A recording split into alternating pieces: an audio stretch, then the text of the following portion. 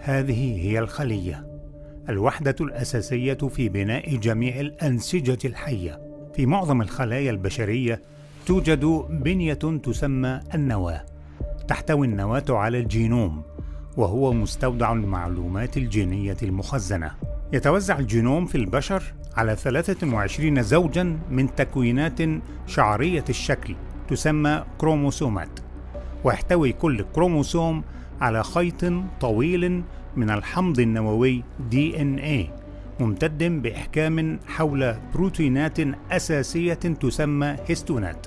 في داخل الحمض النووي DNA هناك أقسام تسمى جينات، وتحتوي هذه الجينات على تعليمات لكيفية إنتاج البروتينات. وعندما يتم تشغيل الجين يرتبط إنزيم يسمى RNA polymerase بمقدمة الجين قبل أن يتحرك على طول الحمض النووي DNA مكونا من القواعد الحرة في النواة خيطا من الحمض النووي الريبي المرسال RNA. تحدد شفرة الحمض النووي DNA الترتيب الذي ستتم به إضافة القواعد الحرة إلى الحمض النووي الريبي المرسال RNA، وتسمى هذه العملية فك الشفرة.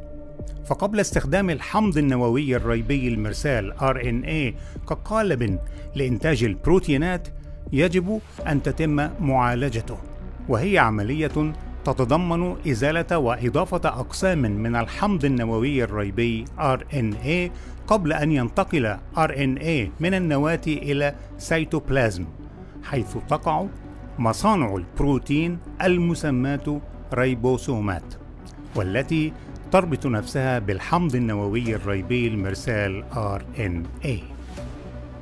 وعندما يقرأ مصنع البروتين الريبوسوم الشفرة المخزنة في RNA المرسال يتم إنتاج سلسلة مكونة من الأحماض الأمينية، وهناك 20 نوعا مختلفا منها.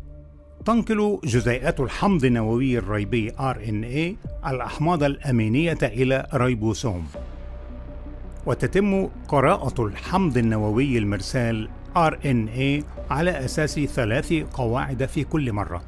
عندها يقوم حمض نووي ريبي نقال RNA بتوصيل الحمض الأميني المناسب إلى موقعه، ويضاف هذا إلى سلسلة متنامية من الأحماض الأمينية. وما إن تتم إضافة آخر حمض أميني فإن السلسلة تنطوي على نفسها في شكل معقد ثلاثي الأبعاد مكونة البروتين.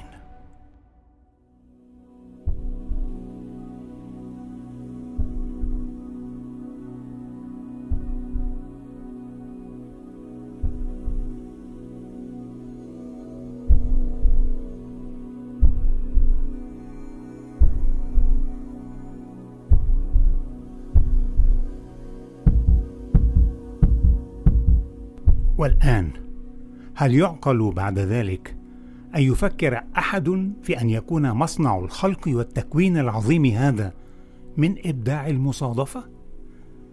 كيف اجتمعت في ترتيب وتتابع مذهل كائنات حية هي أصغر من مثقال ذرة أوحي إليها ذكاؤها الخاص لتقوم بمهمات محددة؟ كيف اجتمعت خلايا وأحماض نووية وأحماض ناقلة مع جينات بشفرات مخزنة وسلاسل حمضية أمينية لتنتج بوحي من ربها جزيء الحياة كلها في أجسادنا؟